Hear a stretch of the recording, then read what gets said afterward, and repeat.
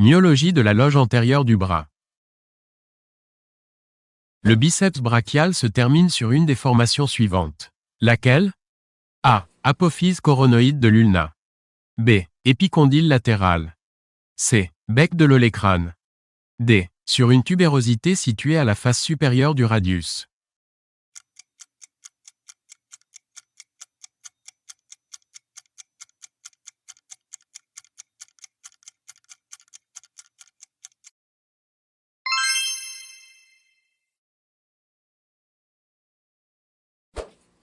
Toutes les propositions suivantes concernant le muscle biceps brachial sont fausses, sauf une. Laquelle? A. La longue portion du biceps s'insère sur le processus coracoïde de la scapula. B. C'est un muscle polyarticulaire qui est moins efficace sur le coude lorsque l'épaule est fixée. C. Dans le mouvement de flexion de l'avant-bras, la composante axiale du biceps est efficace quelle que soit la position de l'avant-bras. D. La force du biceps augmente au fur et à mesure que se déroule la flexion.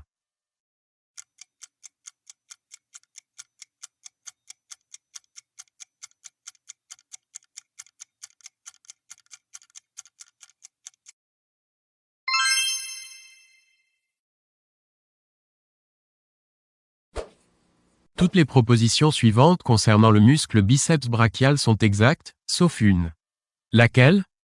A. La longue portion du biceps s'insère sur le tubercule supraglénoïdien de la scapula. B. Il est innervé par le nerf musculo-cutané. C. C'est un muscle fléchisseur et supinateur de l'avant-bras sur le bras. D. Il est situé en arrière du muscle brachial.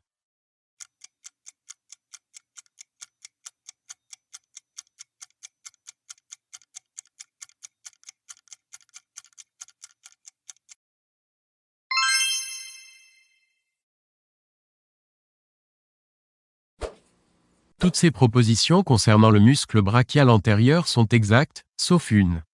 Laquelle? A. Le muscle brachial antérieur est situé en dessous du muscle coraco-brachial, en avant de la partie inférieure de l'humérus et en avant de l'articulation du coude.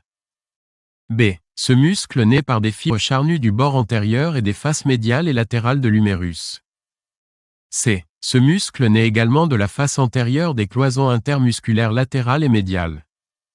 D. Ce muscle se termine par un tendon aplati sur la tubérosité bicipitale du radius.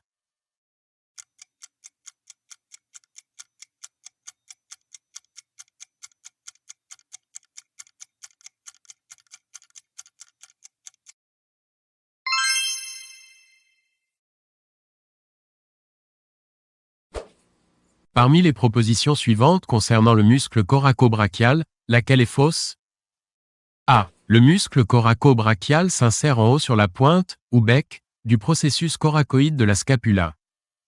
B. Il s'insère en bas sur la face médiale de la diaphyse humérale. C. Il est perforé par le nerf musculo-cutané. D. Il est innervé par le nerf médian.